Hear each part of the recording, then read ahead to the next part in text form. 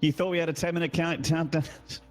JK, LOL. Nope, the series has ended, and we're going to get into the next series because we want you guys to wait. We don't want to wait. No one wants to wait, so let's do some StarCraft. Pig, thoughts on this series? We've got Azure coming up on top of Peppy, and he will be facing Demi in a TVZ.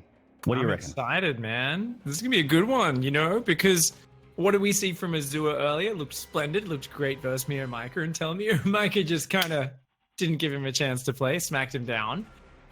Demi, I think, is a player who might give him a bit more of a chance to play a standard game. I think these two match up against each other in a very, very well. Like, not too many cheeky moves from either of these guys expected from me. I expect some straight-up macro games. I'm really hoping we get to see some just Bio versus Ling Bane. Like, that's the dream right here. Some Zerg versus Terran action. The ZVTs we saw earlier ended with Ravagers and Lings killing Terran, and then with Mutas and Lings killing Terran very early. I want to see back and forth, creep getting cleared, creep getting spread, counterattacks, the whole works.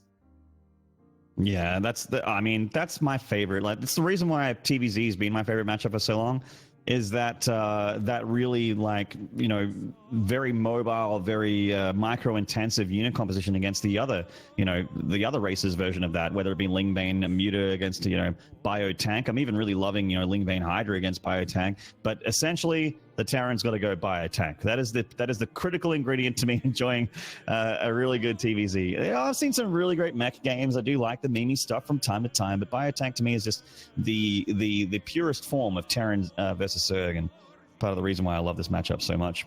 And Demi Love is the kind of guy that, he will occasionally throw the Roach Ravager in or the Roach Hydra in, but he is kind of, to me, the Ling Bane Hydra guy, and he is very, very good at it. So hopefully that is what we're going to see here in the series. Yeah, I hope so. The first map's going to be Lost and Found, so that's always a good back and forth map, I guess. Definitely there are some small advantages for Zerg just in terms of, hey, it's a big map, there's lots of kind of counterattack paths and flanking angles, but at the same time there's a lot of really cool ledges and positions the Terran can take advantage of. It's going to be very important where Demi chooses to expand, so those tanks can't take too good of a position against him, and how he chooses to flank and defend against that. But nonetheless, it's going to be a good match. Legacy up against OCE Elite. Map number 1 is already loading up. So that ANZ Pro League coming back again in a 1v1 format. Let's get into it. I'm the Keen Bean. All right, in the bottom left here, representing Legacy in the green trunks, this is Azure. He's got the wrong color for his name choice, but fair enough. Of course, his opponent in the top right, the Zerg player. It's Demi. Now, blah, blah, blah, win rate. Because here comes at least one proxy structure. Yeah. So can I see you? Yep. Win rate, blah, blah, blah, blah. Names, blah, blah, blah, blah. Where's it going to be placed, though? The Overlord? The Overlord's going straight to it. Oh, yeah, he's going to see it. Ooh. You know what I'm saying? Gee. I was like, hey, Azu's a standard macro player. Demi Love's going to let him get there. Let's see. Yeah, three drones being pulled immediately. He shows the other one, too. He's like, yeah, I see it. To hell with you, Terran. Here come the drones, by the way, and good luck with that. Oh, I mean, this can work out for Azure if the SCVs dance correctly, and there's a bit of luck, a bit of micro. Okay, that's not a good start there. Time to start canceling some barracks, Mr. Azure. You are not getting out of this one in a good position. Oh, that SCV trying to get back on top of the barracks, but can't quite get on it. It's got to float around and find the right angle, but Demi's microing very well here. He keeps getting an angle on it. There we go. It floats to the unreachable spot, but there's no way it gets the extra barracks done. The second barracks still just sitting there. Yeah. No green started just yet either. Is he going to go Reaper now? I think he wants to go just Reaper expand. Yeah. CC at home. So he's going to wait for 50 gas and then build a Reaper, but the gas was a bit late, so it's like super awkward still. This is something that I think Mara was doing against Sue and got scouted and he got deflected back in GSL versus the world, but it still turned into a really amazing game. So hopefully that's going to be the case here in this game as well. But, different players, different times. It's so hard to do that. Maybe he makes a bunker here. He wants to be a real jerk. Oh my lord, he's going to do it, eh? Zergling's just started now. Reaper's already like past halfway done, but yeah, there's no hit points. Nothing to work with there, so Demi Love going to shut that down quick, smart, and I mean, as you were saying, Maru's been doing this and bouncing off when it gets scouted. That's why we say just play like Maru. It's one of the hardest things in the world to do is your proxy gets scouted, your barracks gets cancelled. You know, you get this like delayed Reaper that actually is arriving later than a normal Reaper would have gotten across the map. It's not ideal. It's super awkward as the Terran player. So he's definitely in a bit of an uncomfortable position, but let's see what he can make of it. Well, it's like not only is it that the Reaper is late, it's that you had to cancel a structure, so you've already lost minerals. Oh, this Reaper's stuck as well. Oh man, gets taken out. I mean, it's not even just the fact that you lose those resources. It's also the fact that that barracks isn't making add-ons or getting research or anything like that back at home. You know, you've only got a factory building right now. He has no other barracks, so there's no reactor for this factory to jump on. There's no tech lab for any, no stim on the way, no starport. The starport just starts now, and it looks like maybe he wants to get a tech lab on that barracks, but it's so delayed. And Demilov knows all about it.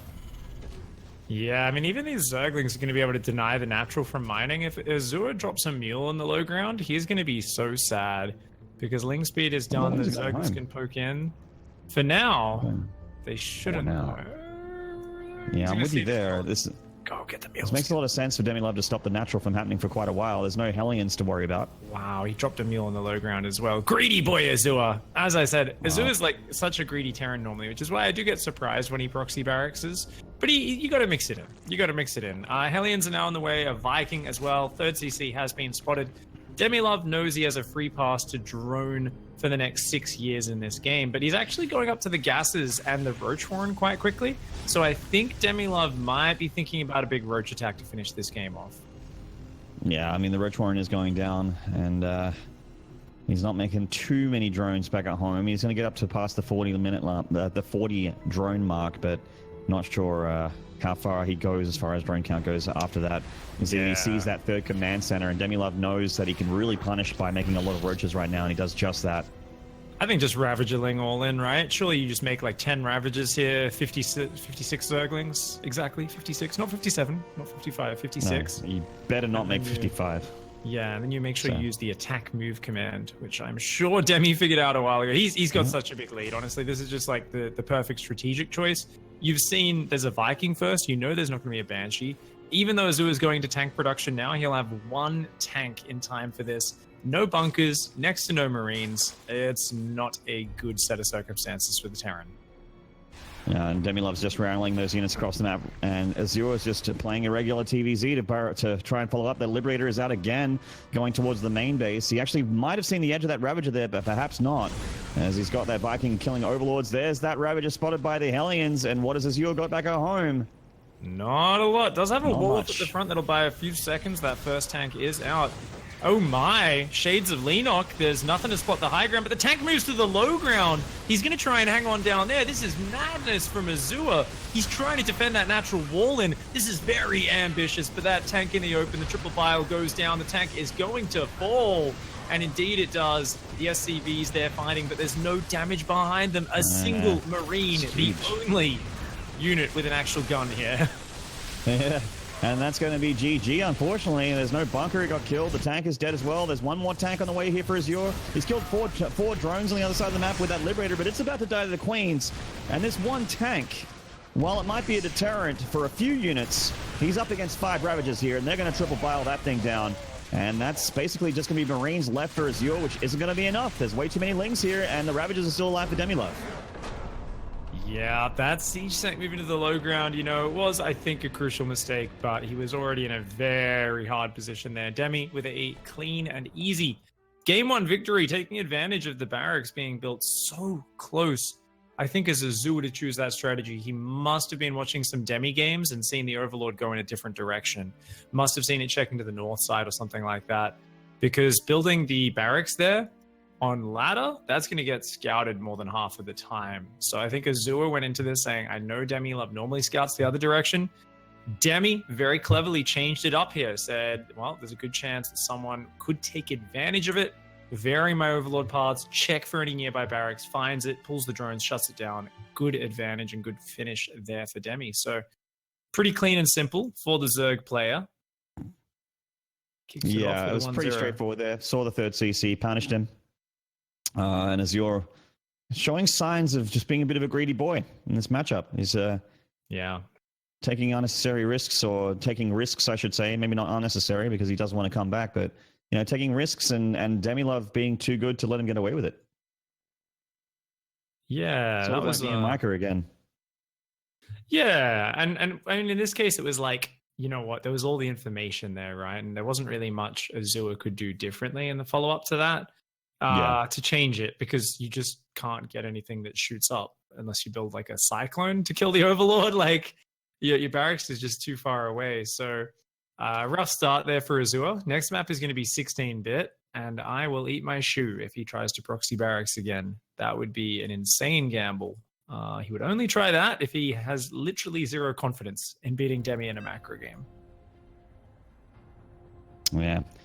I guess that's kind of where his mind is at here, and we're going to go to 16-bit for the next map. I feel like we haven't seen 16-bit yet, weirdly enough. It's been getting vetoed a lot. Yeah, we've seen a lot more Dreamcatcher, which I was a bit surprised by. But yeah, definitely the big macro map. We're finally going to be getting in here and trying to see how this series does go. Up here in the top right-hand side, representing Legacy, the green Terran, it is Azure. And in the bottom left here, winning game one in pretty convincing fashion, this is Demi Love, representing OSC Elite.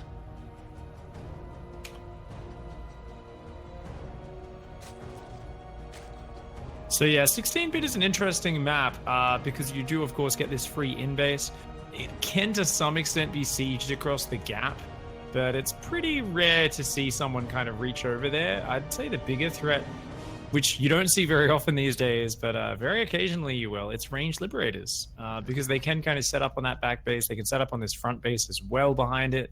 There's a few different angles where Range Liberators can siege up mineral lines and really cause big problems for the opponent, but it's a huge investment, and it's way out of the meta these days, not something we see very often. So the other big thing to keep in mind is, of course, mech is a big threat here. Innovation, known for going bio mostly recently, will still play mech every game on this map on the ladder. And he actually quoted that as the reason why he beat Rogue in GSL versus the World, is he said Rogue was too worried about his mech play, built too many roaches, and did end up getting in a good position there. Oh, interesting. Yeah, didn't realize that. We have a pretty regular looking Reaper expansion here from Azure, all pretty regular stuff. Likely to see that Barracks is at home this game. Means he's going to have a bit more of a solid opening here against M11. I feel like, trying to cut...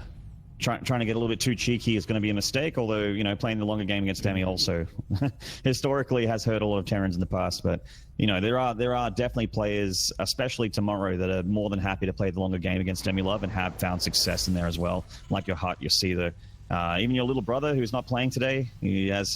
I remember him beating Demi Love in some of those late games in some of those earlier seasons as well. So there's quite a bit of talent in the Terran pool in this part of the world. Interesting factory placement for Azure here. Really far back from the barracks building the reactor. Ooh. I wonder if this is just to get out a few Marines first. Maybe this is one of these weird Widow Mine drop builds where you actually keep building Marines off the reactor. You kind of make it look like it's a 2-on-1. And then you actually still just start doing some, slightly delayed drops, and 100% chance we're going to see Liberators, because that's Azure's favorite unit in the game. Yeah. We've seen him build 2 to 3 every Terran versus Zerg he's played so far. Always multiple libs. I remember him saying early Roach War, and I'm just like, oh, you go Banshee here, right? That's like the sure thing. And he's like, nope, Liberator. Yeah. Well, Tech Lab this time, maybe it's a little bit different. I don't know. Is this range lib? I'm like, I really was not expecting it. He used to do this back in 2016. That was a long time ago. That's when the year beyond was the champ, and it was either you mass Reapers or you went range libs back then. It was. It's the year of Dusk Tower, Acolyte, those maps where, Range Liberator was so common for Terrans to do. This is the only map I feel like in the map pool where Range Liberator could be a thing, but we're not seeing an armory here. Or rather really no fusion core, rather. Yeah, those were the days when siege tanks could get picked up and boosted around in medevacs, so it was a little bit of a different time. It's a little different. 2016, man. It feels like it wasn't that long ago, but at the same time it does at the same time. Like it's 2 years ago. It feels like a really 2 years is not a long time as a human being, but it feels like as a video game 2 years is like an age. Yeah, I mean it's insane how much everything changes and how quickly things move. The players' stories as well, how they've evolved in that time. You know, Seether and Probe were just really coming into their own in that year, right? And then by the end of 2016, they were super established. And then last year they were dominating. That's right. I guess we're still Terran. He was number 1 back in 2016. Yeah. 2015, I think, was all Pig. I'd like to think. I'd like to imagine so. We'll say it was. We'll say it was. Cloaked Banshee. So this is very reminiscent of some old Gumiho builds, but the thing is, Demi doesn't know that this is a tech opening yet, right? Until now. Oh, Cloak's not ready! Yet. Oh, God. No! Wow, that is a blunder and a half right there from Azure. Oh, that's so painful. No doubt, glanced at it 20 seconds before, said, yeah, that'll be done by the time I get there. Looked back and was no doubt mashing that hotkey going, oh my lord, I can't believe I've mistimed this. And it's going to be a mech transition now, but that's a terrible start there. At least... I mean, it forces spores. That's kind of nice. And you know, the mech transition works pretty well here, but definitely a bit unfortunate. And the next Banshee is going to come in, and I'll tell you what a Banshee doesn't want to see. It's 5 queens and a spore crawler. That's, yeah, you need to run. Oh, God, yeah. She flies. There we go. All right. So we won't lose that second one at least. Should be lucky to kill a few creep tumors, and that's about it. The Overlord, Speed Overlord gets in, sees the extra factory. And he knows. Demi, realizing it is mech play here. Let's see what the response is from Demi. Roach Warren, second Evo chamber goes down. And looks like probably a Roach Hydra Viper sort of play. Maybe going to some Broodlords later on. Macro Hatch is already up there for Demi as well. No 4th base, though, interestingly. So not rushing up the economy. I feel like the Macro Hatch was him intending to maybe go like Ling Hydra or Ling Main Hydra, because the Macro Hatch, I don't feel like you don't super need it with this kind of composition. It's not until a little bit later. It's kind of hard to spend all that lava at once, you know what I mean? With that double Thor thing on the way here for Azure, so a pretty regular mech opening. Looks like it's probably going to be a drop play. You've got those Hellions heading into the mineral line here. How many drones are they going to get? Ooh. Already 4 going down, lining them up. 6 more, make that 9. It's going to be a few more as well. I don't know. There we go. Damn. We'll start rallying out to clean it up at this point. But already a good little bit of damage. And that Thor drop, unfortunately, there's no Medivacs. Oh, no. So it's just going to be defensive Thor for now for Azure. No Thor drop harassment. I really thought that would be a great way to just keep the momentum rolling. But not sure if it's a mistake or a planned thing. Yeah, the Medivacs only start up now, so unfortunate error for Azure, but the Banshees are doing all right. Grabbing a few kills here. No 4th base started for Demi. Demi's knocked back to just 66 drones, spending a lot of money re-droning, running around trying to defend. This is pulling the attention away from the creep spread as well. So good harassment by Azure. Yeah, I mean, the start for both players has definitely not been the cleanest game, that's for damn sure, but Azure is doing follow-up damage here and getting himself a pretty solid mid-game. Bunch of Lings come in here, but there's enough Hellions to shoo them away. Looks like there's a bunch that were hiding to the bottom right here. Are they just the Marines chasing an Overlord? Yeah. Yeah, I was like, what are these Marines doing, though? They were trying to reach an Overlord, couldn't quite get over there. 2 more Thors on the way. Oh, interesting. Okay. Lots of Thor production. Only now does the first armory upgrade start. Second armory on the way as well. So, okay, so maybe Azure wants to get really aggressive here and maybe use the mobility of these Medivacs to just be up in the face of Demilove. Yeah, very well might be. Only 11 roaches out right now. 9 more are on the way. But there's definitely a potential window to do a little bit of damage here. The upgrades do favor Demi with the carapace. +1 range not quite done yet, so not the most important. These Hellbats just chilling right now. Bit of indecision from Azure. He kind of showed this, then turned around. Now he's coming back in for it. But he's got to get out of there. Oh, the Medivacs are getting taken down. One goes down, so only one of these Thors to be picked up and saved. And that is really bad news for Azure. He's still trying to be doing as much damage as he can with his Thor, but he is going to lose half of them, and he lost the Medivac, nearly loses the second one as well. Damn, that didn't work out for him there. Now he's building Cyclones. I wonder if he's worried about Swarm hosts, so he wants to have a more mobile mech army, and that's why he's avoiding siege tanks. I mean, this is not a bad choice if you're up against a swarm host kind of, harassment, counterattack focused style that wants to keep hitting your bases, keep the mobility, keep them back. But I really feel like Cyclone, Thor, Hellbat, Liberator, these are all the units which are nice additions, nice support units, nice harassment units, but it's the core of siege tanks that you 100% need if your opponent's going Roach Hydra, and that is what is lacking. There's only 3 out, there's a few more coming on the way at the moment, but that Hive's already almost finished, and when those Vipers hit the field, Demi is going to be in complete control of this match. I'm with you there. This is before Swarm Hosts were really the popular way to deal with mech. This is the way to get it done. Just lots of Roach Hydra, or even just straight up Hydra with double upgrades, getting all the way up to 3-3 in the later stages of the game. We're just relying on them to get the damage done as the Viper pulls those expensive mech units into the ball of Zerg death. And yeah, seeing that the +1 armor is only just 1/3 of the way done here for Azure. His upgrades are really tailing behind the Zerg here. Those Banshees still just being a bit annoying on the south side, but finally are cleaned up there. And the upgrade's falling behind for Azure. Azure's got a great SCV count. He's still building SCVs, establishing a 4th. I wouldn't mind seeing a transition into Mass Ghost or something like that to really gain control over, the map and play a very slow game. But you need upgrades if you're going to play this. And right now I'm kind of getting a feel like there's 2 different kind of mindsets for Azure. You're building Cyclones, this early game unit, but then you're also kind of just macroing up and building a ton of command centers and SCVs. So I'm very curious to see what the plan is. The Vikings, only 2 out, with 5 Vipers out, like an attack from Demi could be deadly. You need to have at least about 6 Vikings, so you at least kill all the Vipers whenever they come in for a wave of spells. Yeah, I specifically don't like Cyclones when you're meching in TVZ. I like them in the early stages of the game, like to hold against maybe Roach Ravager or something like that if you need to. But after that, I really just think, Hellion, Hellbat, Tank, and to a lesser extent, having an air army as well are going to be your way to win against most Zergs. Yeah. Like, even the Thors, you make too many of those, I feel it's a mistake. Until the later stages of the game when you have to deal with Broodlords, of course. It's one of the best units, actually, for dealing with Broodlords, along with the Viking. 3 more starports are going to be going down now. Azure scanned, saw the Vipers, and is actually trying to push. But he should realize he doesn't have the anti-air right now, so I think this is so dangerous. His army's all clumped up. If Demi just blinding clouds that, he's going to get rolled by the Roach Hydra.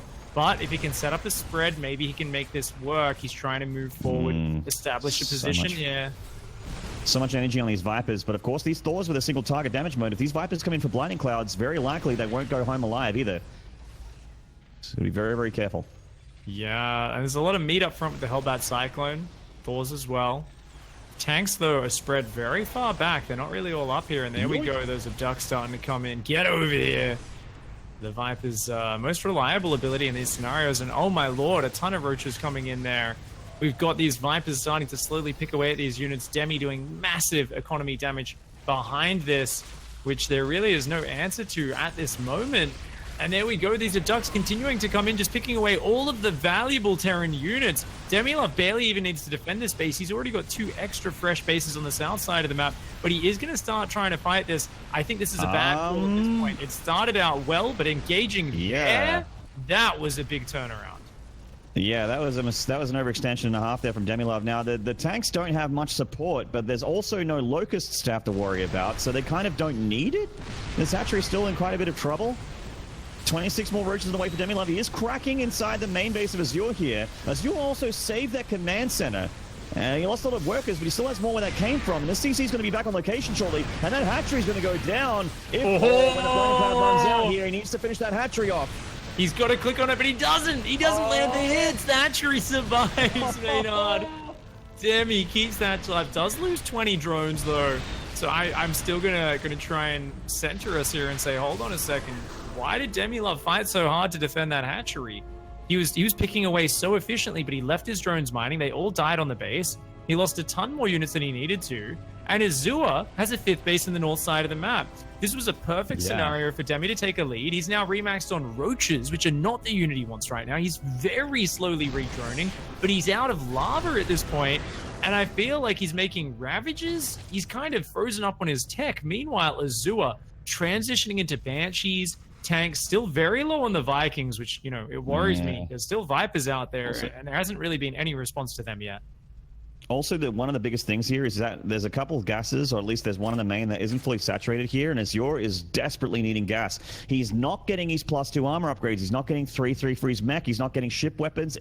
All the upgrades have stopped. He's making 3 tanks at once. He's making 3 banshees at once, and this is making it so that he can't afford these essential things that'll make him stronger in the late game. Well, I mean, we are in the late game, but I mean, like, you know, Demi can potentially still have a stand-up fight against his army with these upgrades being 3/3.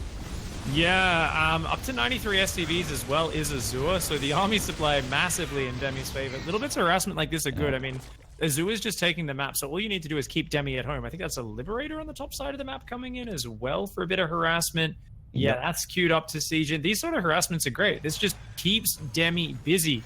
But Demi's army is still very scary, and as you said, the upgrades are very weak for Azure. There's still no anti-air. The right-hand side, a big push coming in. A parasitic bomb landed on the Banshees. The tank spread is pretty clean, though.